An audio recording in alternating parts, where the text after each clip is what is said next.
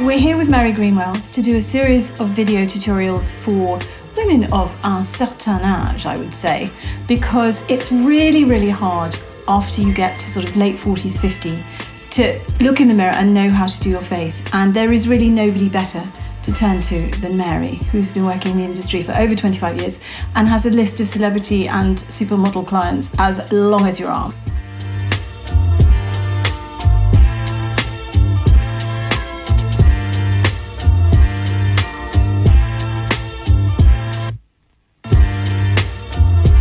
So the first most important thing is to get the colour and the texture of the foundation right for your skin.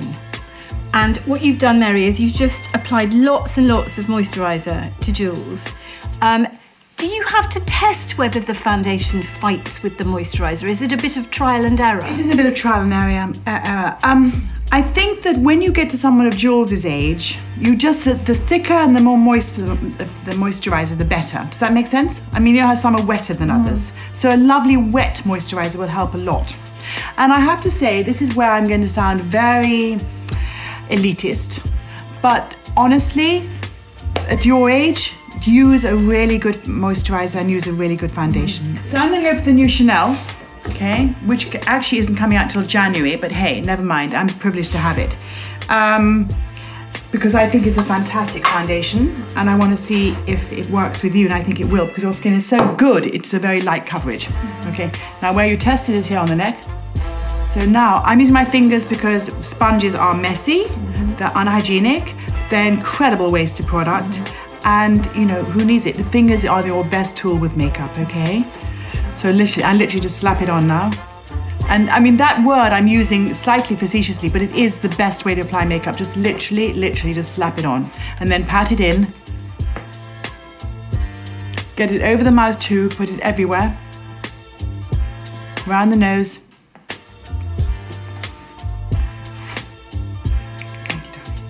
Take it down the neck a bit, just because you really don't want any divide between the makeup and the skin and the skin texture. It also provides the same texture as your face then, because often the neck texture of someone older, you don't have this problem, can be quite wrinkly. So just taking the makeup down a little bit down the neck will help to disguise colour deterioration and sort of, if you like, give the same texture as the face, okay? Because it's the same product on the neck.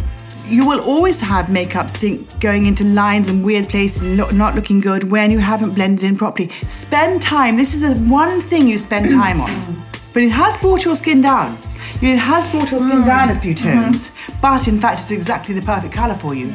But that's an age thing, because maybe 10 years ago you wouldn't have had that issue. No. Your face would have been as pale as your décolleté, but it's not now. We all get much more high colour as we get older. Yeah.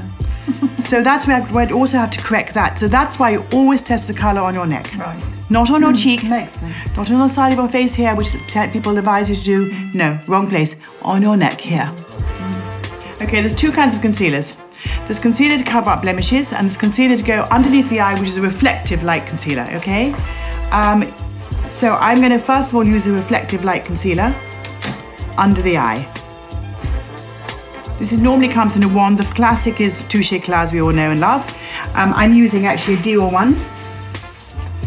And it's the same thing, same principle, twist and apply. Now, I apply it a lot more thickly than most people do.